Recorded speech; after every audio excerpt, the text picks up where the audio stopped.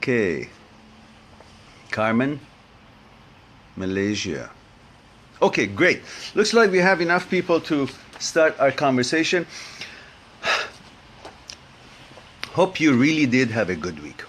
Some of the stuff that we've talked about during the past 13 weeks, today is the 13th time that we're together.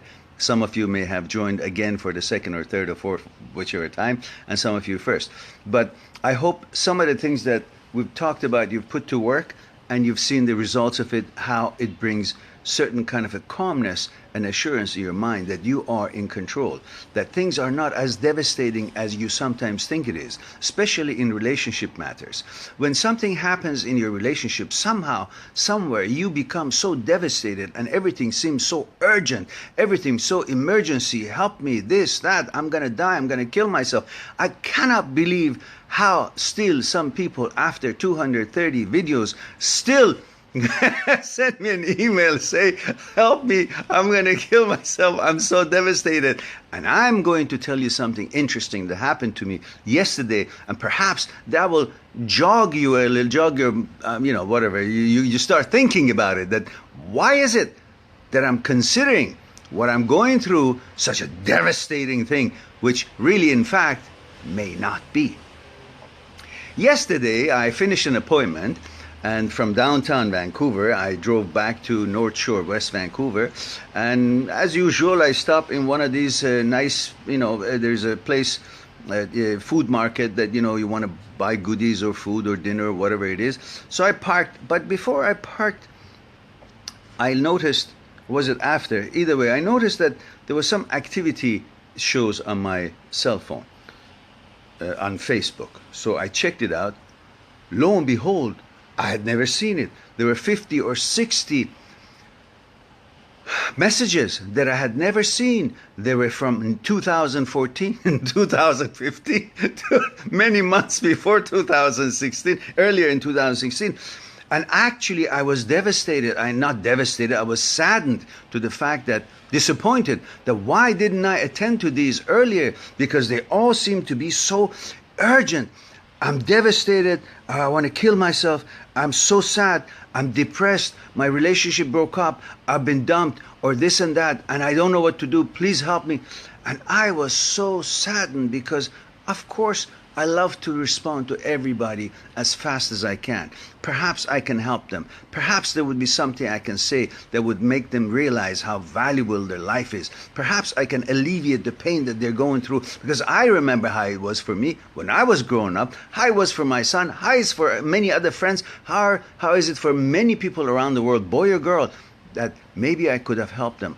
But then I had no choice because I had not seen this thing. So quickly, I read them each one by one. It maybe probably I was in the car sitting and parked somewhere for 2 hours and trying to frantically respond as if something urgent needs to be taken care of. And I was really hoping that nothing bad had happened, because they all seem to seem something devastating has happened to their lives. That's how the messages were being relayed. So successfully, I was able to answer and respond to each one of them.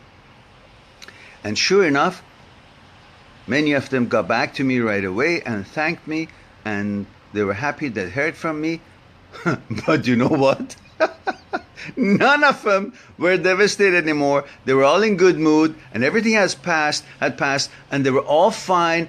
And some of them didn't even remember having even written to me about this. So guess what? How urgent was that you were about to kill yourself, but now you don't even remember, until, of course, I sent them the copy of the text that they sent me. So, oh, I remember now. I'm good now. So the moral of the story is, what you guys may think that is so devastating and urgent, and it's an emergency and you're going to kill yourself and all that feelings that you go through,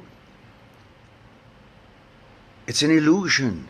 Nothing bad has happened. Why? Because your system has an automatic understanding, whether you can face with it or not, but your whole system understands what is really important and what is not. And you have all this ability to go through these sort of things that you call so devastating. But if it's not, because you didn't even remember. So what you really thought is so devastating, a few months later, 6 months later, a year later, or a few months, depending on what it is, what stage of relationship it was, you didn't even care. Either you had gone, moved on, or the girlfriend or boyfriend did come back to you or didn't come back. That's not an issue. You may not have even cared after a while. But the thing that I'm trying to make is that what you really thought is devastating, and you were going to take your life for it, and you thought it's the end of the world, you didn't even care a little bit later on. So what does that mean? That means in reality, these things that you make such a big, huge, it's things that you think is the whole life of you, the things that you think it's so devastating because it represents the whole of you, the whole of your life, it's not so.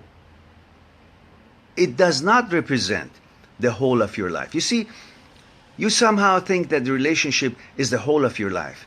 The girl that was with you, the boy that was with you, now that she is not, she's left, then the whole life has left. You don't realize that your whole life is not the relationship. Relationship is a fragment of your life.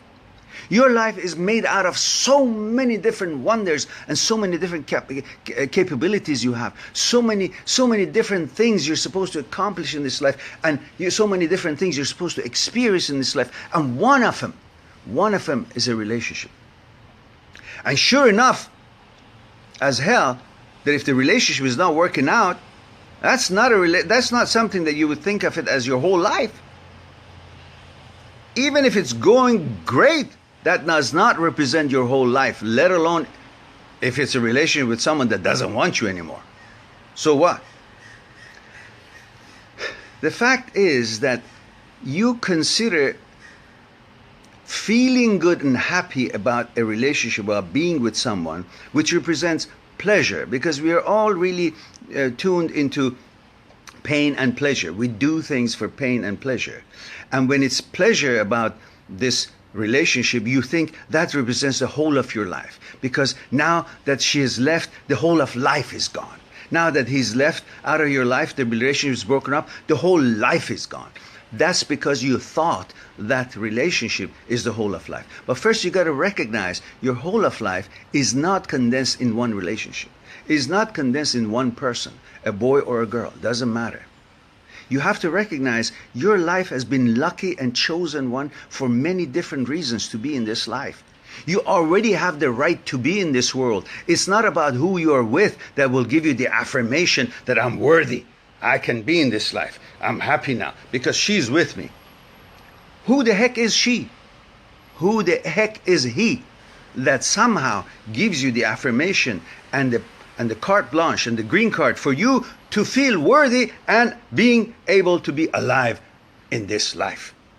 Why would that be your cue that you're lucky and you're worthy? Why shouldn't be the actuality of why, the reason for why you're lucky and chosen one? What is that reason? Well, look, every time mom and dad wanted to get involved in procreation, there were 300 million sperms that were made.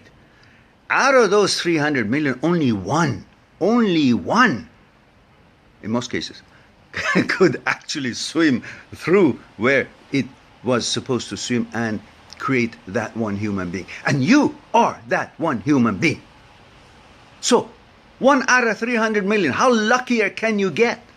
So to begin with, you were born lucky, chosen one, to be in this world. You got the ticket and deserving to be in this world. You were chosen to come here and be experiencing the whole life. So, you don't need an affirmation of this woman or that man to tell you that you are worthy. You were somehow worthy enough to be chosen to be alive and to come to this world, become part of the puzzle that we all need each other to complete this picture of life that we are having a journey in it. So why is it that you think your whole life is summed up in this girl or in this boy, in this one relationship that doesn't work? If it's working, great, you will have a great life. If it's not working, why is it that you still think that you need the affirmation of someone telling you that if I'm with you, then I love you, therefore you feel valuable, worthy. But if I'm not, who is this person? She herself or he himself needs someone else to affirm them. And yet you're hanging on to them to affirm you. And they're just someone like you. They were not gods sent out to this earth. And somehow it's different than you. Like you, they were born out of the womb of their mother. And they have the same shortcomings. So them being with you does not make you some superhuman, and does not, if they're not with you, does not make you some nobody that does not worth to be alive, that you're so easily going to rush to kill yourself. I mean, how dumb is that? How silly is that when I hear someone that actually sacrifices this precious life, this precious chance, most valuable thing you could ever have, life, and simply say, oh, because she left me, so I'm going to kill myself because nothing else tells me that I'm valuable. Well, you're already here. You're already alive, living. That's your worth and value. That should be affirmation enough. You don't need affirmation of another human being who needs affirmation from somebody else to tell you that you're worth it. It's like you're riding a bicycle and you're saying, somebody, please tell me that I'm riding a bicycle so I know that I'm riding a bicycle. You're already alive. You don't need her to affirm you that you're worthy. You're already worthy because you are here. You are one of that 300 million, one out of that 300 million that you ended up being here. So,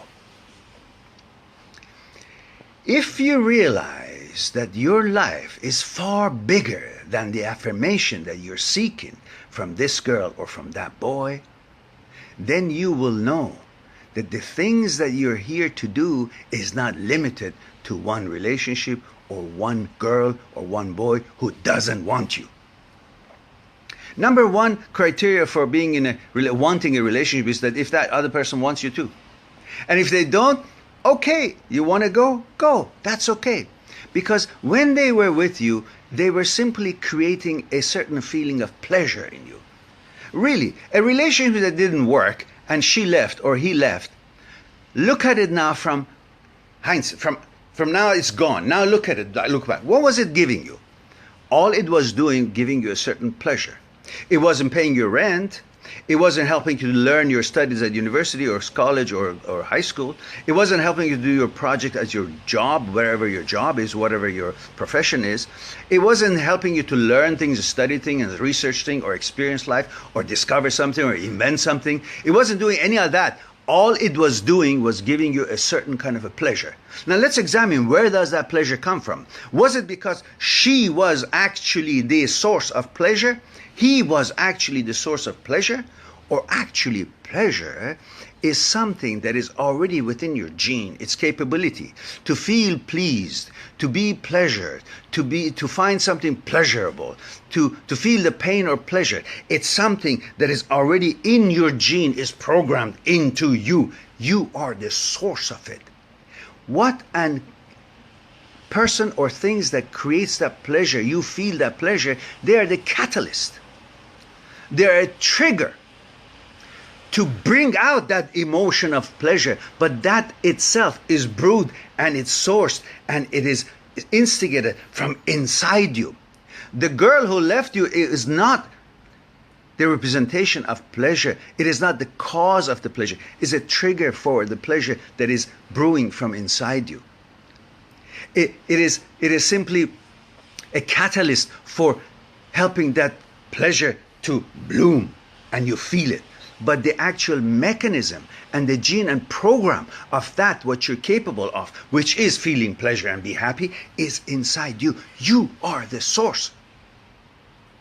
Each one of these people who come and go in your life are simply triggers. So if that trigger wasn't good enough and left, we'll find another trigger. Because what you are after, the pleasure, is still in you. That hasn't left. She has left. He has left. But they were not. They were not the ingredients of the pleasure. They were catalysts of the pleasure. You have everything in you to be happy, to be in, to feel the pleasure. So if somebody breaks up with you, that means they don't want you. So what? there's another 7 billion out there that half of them are opposite of your sex. And that's a chance to go and get to know them and find and start something new. Instead, in the meantime, do not lose the opportunities of doing your day-to-day chores and responsibilities and preparing and research and job and whatever it is that you're supposed to do to bring a better future for yourself, and prepare for the time that you actually will meet that one person that will be serious enough and committed enough to go through the whole 9 yards with you. Don't sacrifice these moments of despair, and don't sacrifice, because of these moments of despair, don't sacrifice your future and the possibilities and the powers and the things that you can bring about and you can accomplish in your life. Just thinking that this was the end. This was final. That's the end of my life, because I have considered my whole life to be this one relationship in this girl or in this boy, and that's it. That's not the way. Your life is far bigger than that. And you've already seen the affirmation that the universe, nature, has given you by being in this world. You have bigger things to accomplish, and being in a relationship is one of them. And certainly being in a relationship that is not working is none of them. Let it go. Why? Because just as I said at the beginning of this presentation, many of you, a year, 6 months, few months after you send me your desperate emails for help, didn't even care. So you can see, when the time passes, you will, like everything else in this universe, change. Everything, every moment, every atom of everything is changing. So you cannot expect, just because how you feel right now because of the breakup, that's how you're going to feel for the end of the rest of your life. That's just a temporary thing. And the evidence is just this sample group that we just did, 50, 60 emails that I received. None of them really cared. They were all fine after a while passed by, which tells you, you too, if you're going through a breakup, will be fine, perfectly fine, as long as you realize your life is far bigger than what you're going through, and the relationship and the person who doesn't want you does not deserve you. So, having said all that, I want you to tell me if it actually makes you understand that what you're really missing is the pleasure, is that feeling of physical intimacy, the bonding, the touching, the being together, is that feeling of psychological satisfaction that you had with that person, that one person. But the source of it all is inside you. The one who feels that intimacy and the pleasure of that being together and bonding and doing things together and so on, and touch and all that, it's inside you, comes from you. You are the one who feels it. So the person who left is just a trigger who left. You get another trigger that lasts longer. The fact that you can feel the pleasure and happiness is all sourced from inside you. Don't think other people are the ones who bring happiness into your life. You are the one responsible and capable of being happy, independent of other people. And when you feel that way, then you're free. Otherwise, it would be like just going to a toy store and say, I want that toy to be happy. I want that one to be happy. I want that. But for how long? For a bit, and until you play with it a little bit, and then you will get bored of it, or you will not see that it's functioning the way you want it, and you say, I'm not happy anymore. So your happiness is dependent on other things, which is the most insecure way of living. Your happiness must be in your hands. Your happiness must be because of your determination of making something wonderful out of this journey of life. So the same thing. If I'm with this girl, I'm happy. If you like this boy, then you're happy. But that should not have anything to do with your happiness. It should be part of your journey and your learning curve. So when you have broken up and you feel devastated as you do, and some of these people who 50 or 60 email from I found out later, it's just a wave of the ocean. It's not the whole world becoming upside down. It's a wave of the ocean. And it will again become calm. And you will find that tranquility and order and happiness again with another wave that will suit you better, and you can swim to it better. It is just a change of a season. Again, spring will come, summer will come, fall will come. If you like skiing, winter will come. The seasons change, everything changes. So what you're going through, whatever it is just part of the cycle of life. It's not the end of life. It's how life moves. Life is a river. A river flows. And what's gone, let it be gone. You cannot reach it. Don't follow it. Don't run after it. And what hasn't come from the mountain yet, that part of the water is your future. It hasn't come. You can't do anything with it. So don't waste your time trying to figure it out. What's in front of you, the water that is passing in front of you, the part of the river that you're standing in front of it, that's your zone. That's your life. That's the actuality of your life. Stay with that. Focus on that. Pick what you want to pick from that, because that's within your reach. And focus with the moment that you're going through in life, not what's gone or what's not working or what you're hoping to come in. So a relationship didn't work out, fine, it's gone, let it be. And focus on what you can do now, because there's so much more in life that you can do than just hoping that one relationship would be the entirety of your life. What else is not there? If you're with someone that you're just constantly, lovey-dovey, okay, what does that give you? There are a lot more things that you're capable of. Your research, your findings, your discoveries, your experiences, your bonding with friends and learning new things and all this, and new relationships. There's so many of them. So don't bind yourself to one, and don't think one is the whole, as you do not need a relationship that is not working to represent the whole of your life. Your whole of life is made out of lots of other things, including a relationship that is working. So, on that note, I want you to recognize that you are the source of your happiness and your pleasure, and you can always do it again, however it was, only in a better way. Now that I'm done talking, I want to hear you guys talk and tell me what it is on your mind, that perhaps we can discuss what it is that may be troubling you or you're concerned about.